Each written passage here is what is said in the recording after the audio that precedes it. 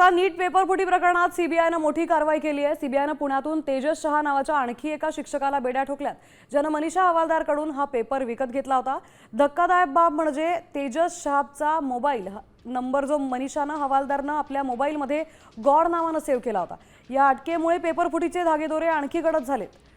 आपले प्रतिनिधी सागर आव्हाड आपल्यासोबत जोडले गेलेत। सागर, आता पुण्यातून अत्यंत महत्त्वाची अपडेट येते नीट पेपरफुटी प्रकरणातली, काय डिटेल्स आहेत त्याचे? नक्की आपण जर पाहिलं तर नीट पेपरफुटी प्रकरणामध्ये मेडिकल कोचिंग क्लासेस घेणारा हा जो तेजस आहे हा प्राध्यापक आहे आणि हा फिजिक्सचा विषय जो आहे तो शिकवत होता। त्याने हवालदार च्याकडून पेपर जो आहे तो विकत घेतल्याची माहिती जी आहे ती सीबीआयला आहे।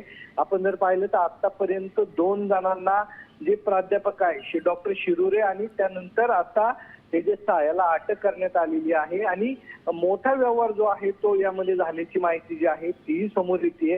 त्याच्यामुळे शहाने आता पेपर कुणाला विकला, शहाच्या संपर्कात कोण विद्यार्थी होते, त्यांनी हा पेपर घेतला होता का किंवा त्याने इतर कोचिंग क्लासेसला हा पेपर दिलाय का, याचा सर्वांचा तपास जो आहे।